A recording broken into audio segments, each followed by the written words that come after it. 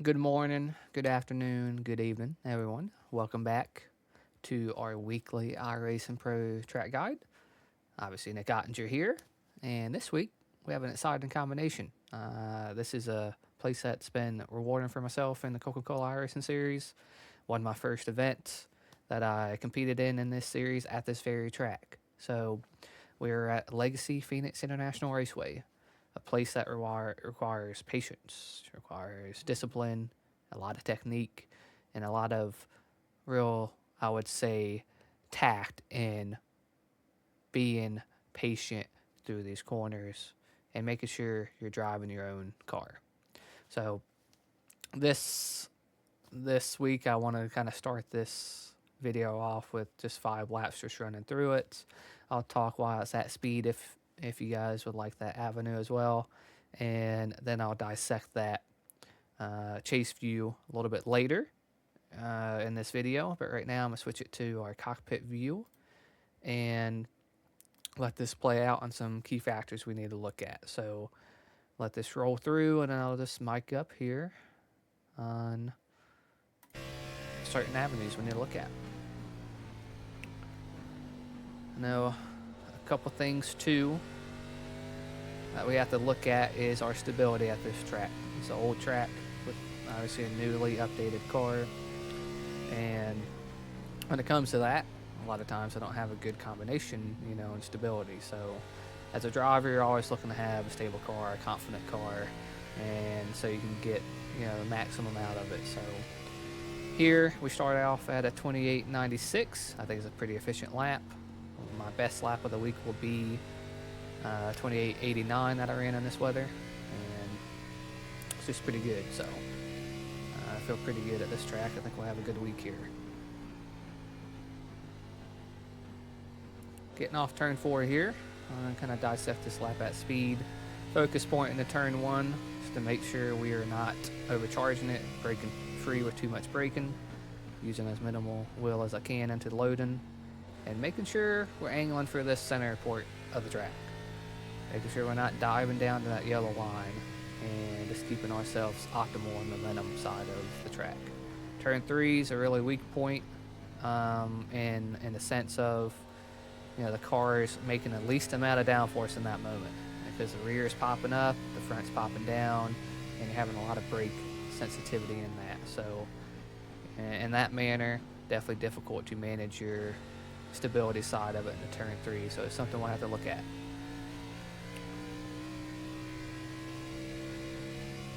Let this next lap play out, and then I'll dissect it with you.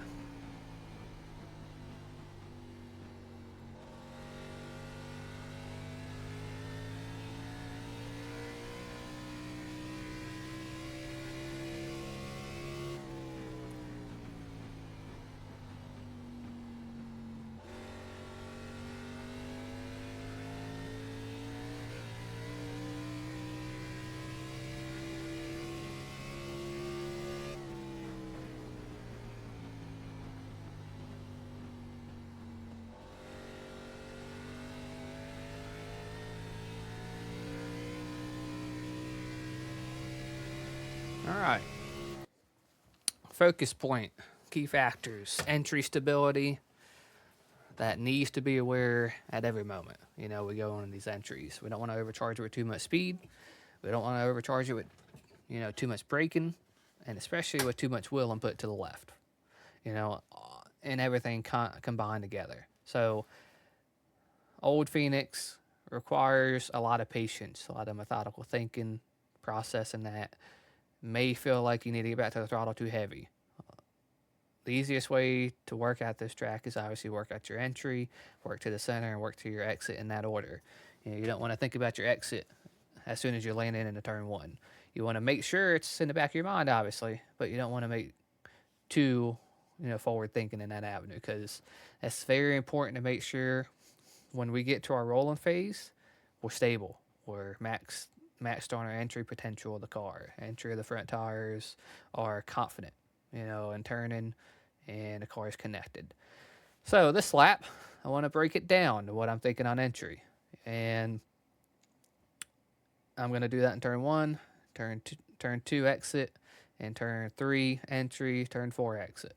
Okay, so my process here, you don't really have a lot of markers. Okay, it's hard to see here at this moment what I'm looking at, but my angle here is I know where I want my entry to be. I know where I want my left front to get to. I don't want to go to that yellow line like we would at New Phoenix, right? Like, that's not my objective here in turn 1 and 2. And just to preface this again, this is turn 1 and 2 this week. Okay, this is what Old Phoenix was.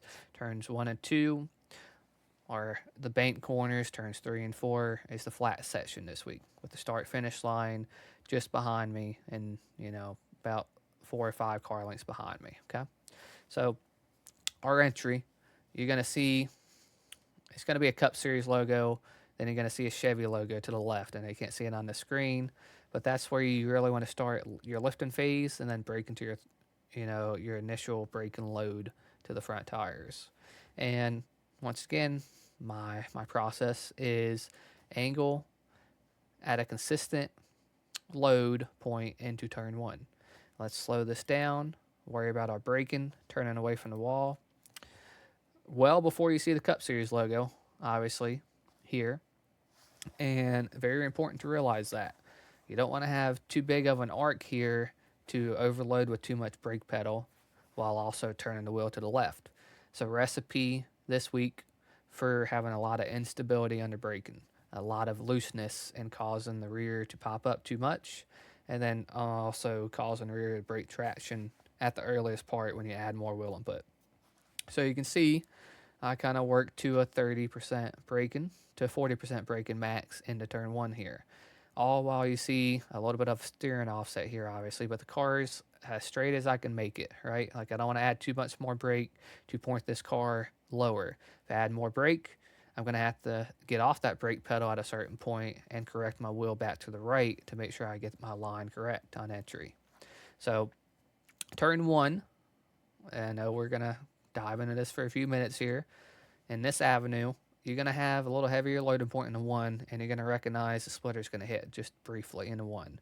You're going to feel tight, which is a quality of this track. It's very line sensitive. It was 12 years ago, was 11 years ago, was 10 years ago. Okay? It's very line sensitive, what you need to look for. And our optimal line is going to be at this seam and putting the left just above it or right on top of it as far as making lap time on sticker tires. So I'm going to slow this down a little bit more, and you're going to see how I'm going to start adding a little bit more wheel input, and my brake pedal is really not shifting too much, right? Like, I have the fronts connected. I have them connected all the way into the loading point now, where I'm just going to start decreasing that brake pedal because now I'm loading that front end. I feel the splitter hitting. And in that, I don't want to make sure I'm carrying this much speed and then knocking more speed off of it. I want to make sure I get my entry speed and I'm creating all my momentum from not taking too much away on that momentum side. Okay, put it this way. In other words, I don't want to take too much speed away by staying on the brake too much. Okay, so look at it that way. Hopefully that is understood in both perspectives. And in this seam, right, it's the lowest seam that is to this yellow line.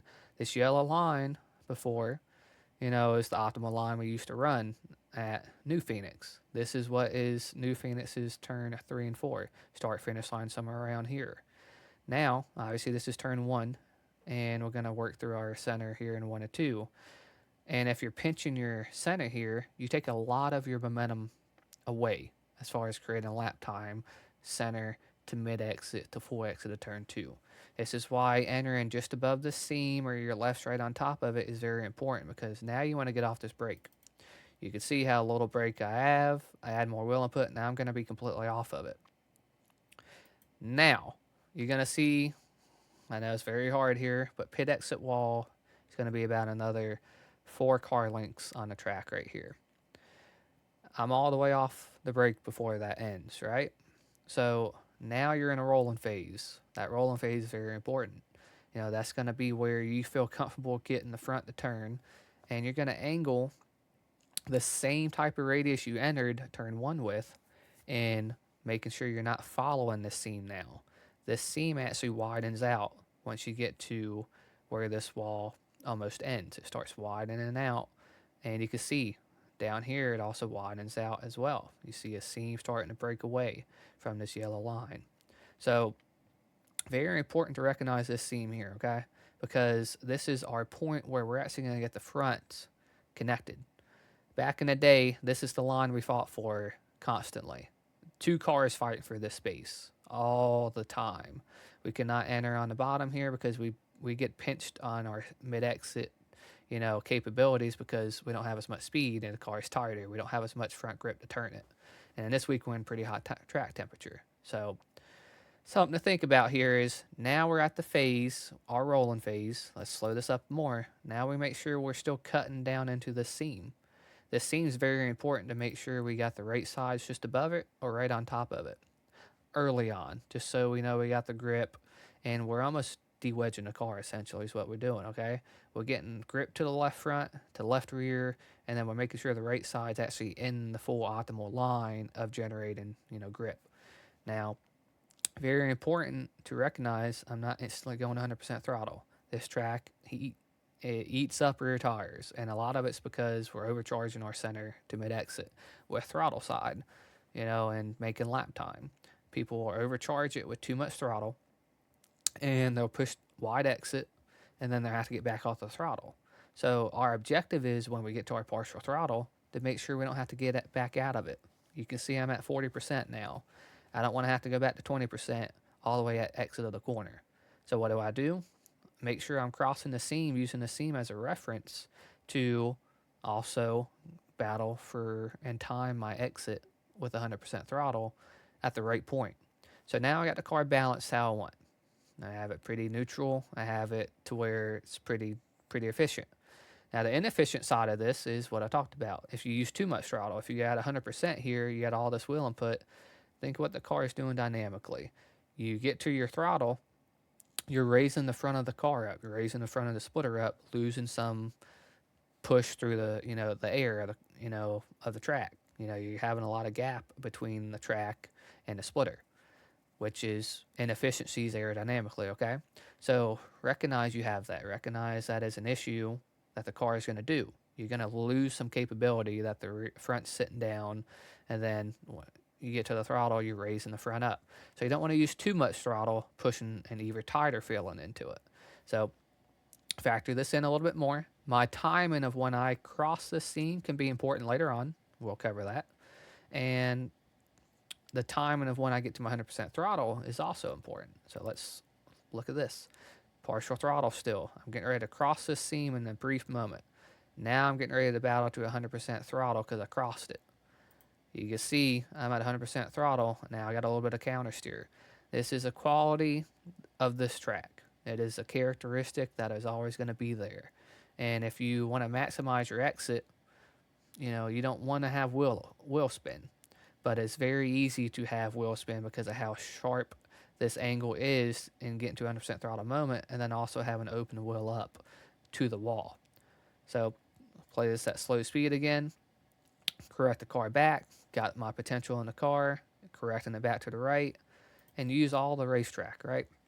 Now, later on, we're gonna find out we don't need to be all the way to the exit of this wall because we don't want to just slide the rear all the way up to the wall. We want to make sure we're battling for a straight exit. Tunnel turn, you can see we're getting ready, like your dog leg, I would say as well. This is similar to a tunnel turn like we had at Pocono. It's how I reference it. So, if we're at the wall here, you're going to feel a lot more bumps, and the rear is still going to be light at this moment. You're going to have some qualities to where the rear is slipping. So to fix that, to where it's not actually continuing down to this dog leg or a tunnel turn, you just want to make sure you're pulling away from the wall a little early. You can see how I'm turning away from the wall now. I'm not all the way up here. I'm not a half a lane to a full lane turning late off this, logo. I want to make sure I'm angling to this point how I need to be. Make sure I'm not carrying a loose all the way to this phase. All right, turn 3. Very, very important corner to understand this week. I can't stress that enough. Very important to understand because there is a lot of time to be made here and a lot of time to be lost here. New Phoenix, you have a lot of capability of running the middle to top lane. It is not how it is at this track, at the old Phoenix. So we're going to have to rectify that. We're going to have to recognize it. We're going to have to be efficient with that, right? So, a couple ways we could do our entry. Personally, later on in a run, you see this Goodyear logo, I'm going to be lifting before that. There's a reason why that is, and that's to make sure I'm having my entry down to turn 3 because it's so flat and then aggressive radius. I want to make sure I'm efficient in not breaking the car free under braking. And much like turn 1, we don't want the rear getting too light, right? Especially when we're turning into a corner. What we have in turn 1 is the banking to help us load into the corner with a lot heavier load of the car, meaning a lot more force where the car is pulling down to the racetrack. Turn 3, we don't have that because it's a lot flatter of a side of the track, so you don't have all that corner load as you would. So it's very important we focus on our entry. And much like our lift point here, that's going to dictate our angle in turning away from the wall, if we need to be more aggressive to the pedal, brake pedal, or not. So let's slow this up. You can see there I'm at the Goodyear logo. This is sticker tires. I'm lifting at the Goodyear logo already, right? So I'm not lifting all the way down into here. I'm not lifting at the Chevrolet logo here. Reason being is I don't need to drive in that far. You do not want to drive in that far, even when you're side by side. That is one of the qualities you cannot do at this track is overcharge entry into 3. This track is way, way more technical in stabilizing your entry into 3. So this phase, you can see I'm off the throttle. Goodyear logo. I'm gonna lift. You can even be a half a lane to a quarter lane like here to where the right side tires are at this point. You don't have to get to here if you want. And the reason is just so we have a stable entry turning away from the wall, transition into our brake pedal. Now I'm getting ready to turn away from the wall before the Chevy logo to the brake pedal. I'm not using too much pedal. You can see how I'm battling a loose condition, the braking I have because of how much wheel I already put to the left. That's something that's just going to be there if we overcharge with too much speed in the 3. And if that's something you feel you're still struggling with this week of overcharging turn 3, we have to recognize, is it too much speed? Is it too much steering angle to the left at the moment we get to the brake pedal? Or is it too much brake pedal and too much steering angle later into this phase? So you can tell here I have a white line crossing the track, right? You can't see it on the right screen here that I have, but there's also a red mark painted on the wall. That's your reference for your white line on the racetrack before you enter turn 3. This one right here, okay? And that is an important reference to have. That means there is where you should start thinking about processing of where can I angle to this yellow line. Do I need to have a shallower entry? Do I need to be up here? And again, you do not want to be up here at all. You will have no stability. You just have the car sliding constantly. It is something we do not want. So here in this phase, all the way to this white line, all the way to the yellow line is very important. I'm slow this at half speed. You can see I don't have as much braking as I did for turn 1 initially. Now I'm doing it at 12 speed, obviously. And once I get to this phase, I want to get as close to this yellow line as possible because it's very important to get left front grip. I have a little bit of correction that I had over this seam, and that's because I had too much brake, carried too much speed at that moment because the rear is very light. It's almost into a drift, condition. We don't want that obviously every lap. So very important to just not overcharge turn 3. Now turn 3 into the center is very important to dictate our rolling phase, where we're trailing off the brake pedal here. And you really want to wrap this, I would say, yellow line and this seam. You can have a diamond quality to it as much as you want, but you don't want to just get too high here. This is all contingent on where you get off the brake and carry your rolling speed. So let's slow this up, off the brake, hugging this yellow line a little bit. A small diamond effect, put the right sides right on top of the seam. And now at this stage, you can see there's some checker auto parts Home Depot sign. This is where the track will start to bend and be a little bit more aggressive in the radius, that you have to follow. You have to use as a reference and iron out to make sure you're actually working down there. So now I'm starting my cut back down now. I'm at the Home Depot, Home Depot sign on the fence, outside the fence. And I'm still enrolling. Now I'm partial throttle, and this is going to have even more of an aggressive bend that I have to follow. But I'm not following that yellow line all the way to pit entry, right? This dashed mark is going to be your mark to stay above. And as a reference, you really want to get as close as you can here to help with your straighter drive off of 4. You can see my whole process in 3 and 4 is I'm not 100% throttle moment here, right? Now, I have a lot of grip to where I'm going to get to 100% throttle moment as soon as I cross to these dashed lines. That's to make sure I manage my exit speed and I have the car loaded over this seam already to where the car is balanced. I have it in a perfect setting, how I need to have the front and rear connected to just get off this corner. Slow this up just a little bit. And here, one of the weakest points of making exit in its full, potential is late exit of Old Phoenix. And that is here because you're trying to carry all that momentum. You're trying to maximize your drive off.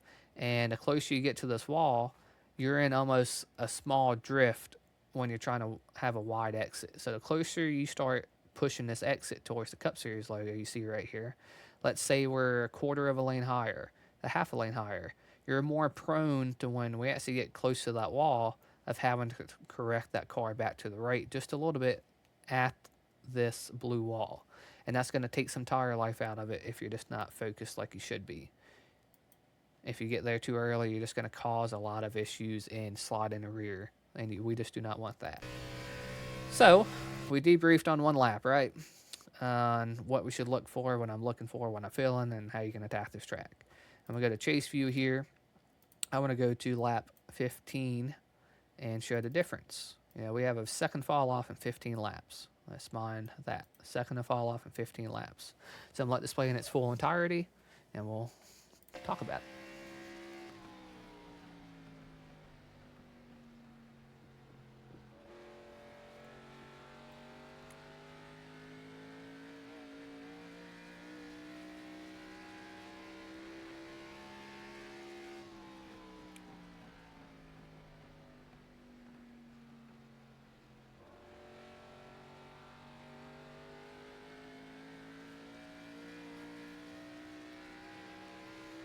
All right, we talked about how our shaping in 3 and 4 was and hugging the yellow line on entry.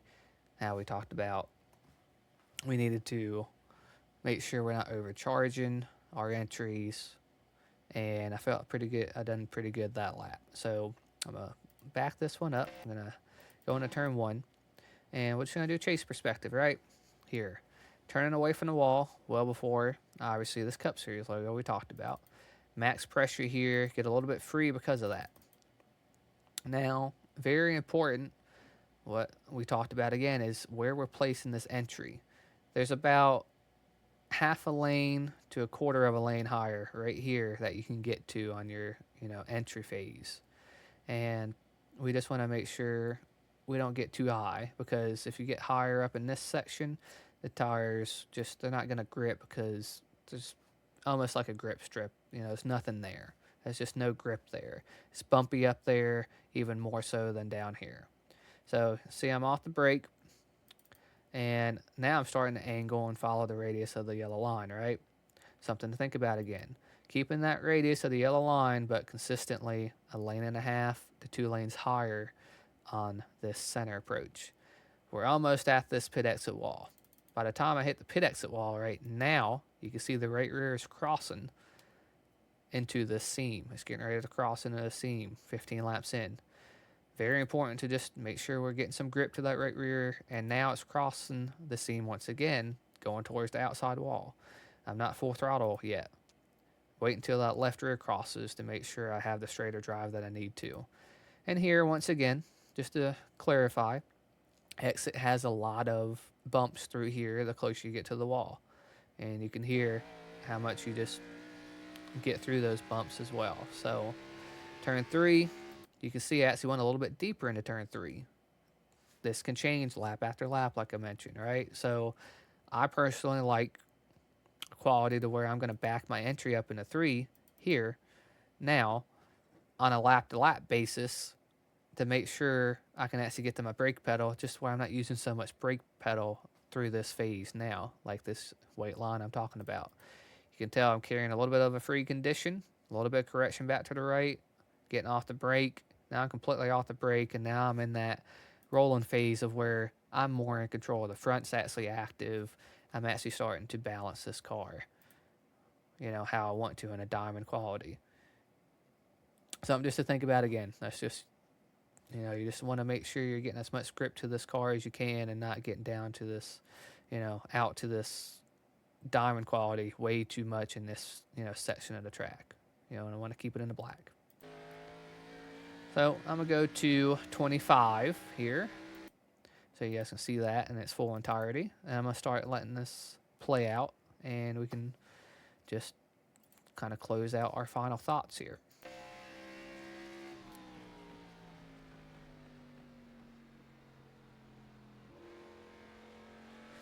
I'm going to do 2 laps here in chase view, and then I'll switch it to our cockpit view.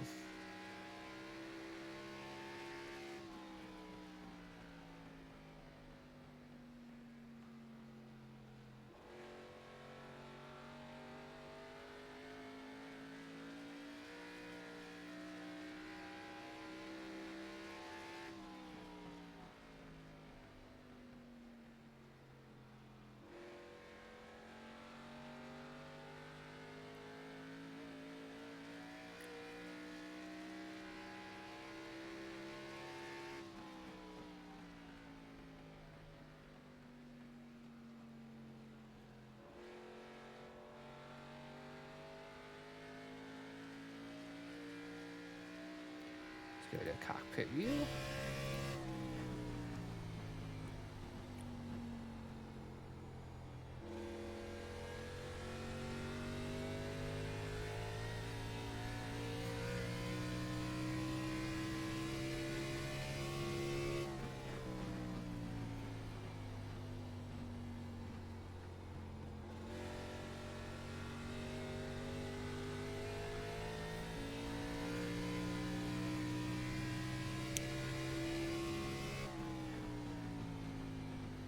Later on in the run, it is very hard to get straight drive off.